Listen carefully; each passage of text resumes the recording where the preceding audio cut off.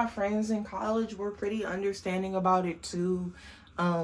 When I was in my senior year, I started sharing a lot more about my story and what it was like getting diagnosed and how to find a diagnosis. And most of my friends are Black, brown, indigenous people of color. So hearing that from like a woman's perspective was really eye-opening, because a lot of times in our communities, we don't talk about autism. We're diagnosed less frequently. We have less access to those diagnostic tools.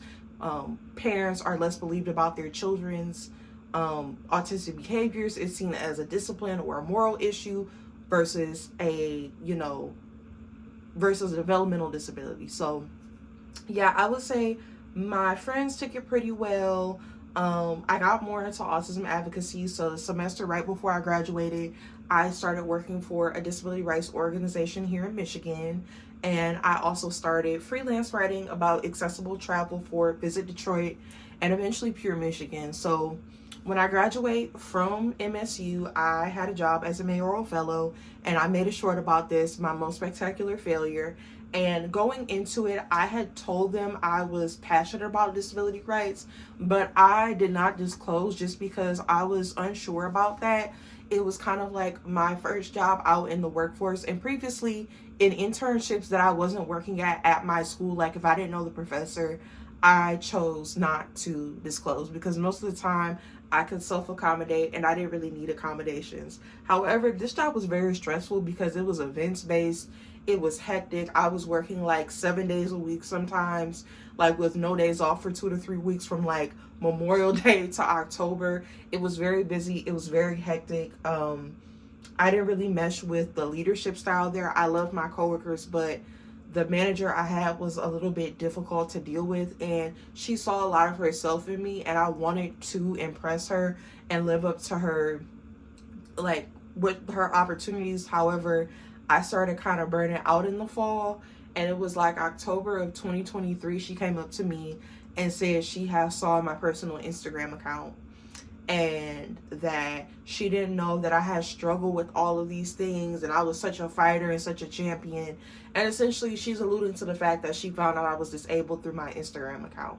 Now we could have a whole conversation about my supervisor looking at my private social media, whatever, but she knew I was disabled, and she was like, well, we've had parents who want sensory friendly stuff at our events and yada yada yada, so I want to make that happen. But of course I never got a budget, I never got directions, and that never really went anywhere. And ultimately, when I needed kind of mental health breaks or needed to take mental health days, I was penalized for that. If I called off work the night before, I was penalized for that. I remember being in a meeting and we were told that we weren't requesting sick time off and that there was no such thing as mental health days, even though we had sick time, and if I'm sick, I'm not coming to work. It was just overall not a productive work environment. I burned out so bad. I was having such severe meltdowns. I remember I was at home with my mom and I would just be crying and screaming and sobbing because I'm like, I don't know what to do. Like, I'm scared to quit because I don't want to be blackballed, and this is my first job out of college and I feel like a failure. But also this job is slowly draining the life out of me. So finally I found the strength to quit in January of 2024. I quit that job. So that was kind of like my first foray into like being autistic in the workplace. Typically, just for my sake, I tend not to disclose unless I feel very comfortable or unless it's my public speaking or freelance work. I mean, I talk about being disabled on LinkedIn and heavily on my Instagram. It's public, but it's not a press release. And I think I would have to address that on a case-by-case basis with employers, because at my first job out of college, I was told I was going to be accommodated and that person was understanding, and they weren't very understanding towards me or my non-disabled coworkers. I've met a lot of very cool advocates and a lot of cool people, like during my time with Lynn, with conferences, with getting involved in person. I think the autism community online, just like any other online community for like a sports figure or like a band or a show, can sometimes be a little echo chambery and very like reactive and not very nuanced. So I would urge like any autistic adult, especially if you're a Black autistic woman, try to find those spaces centered towards Black autistic women and trying to find community offline as well just because sometimes you don't need things put through the filter of social media, and you learn more and grow more through just having conversations with people.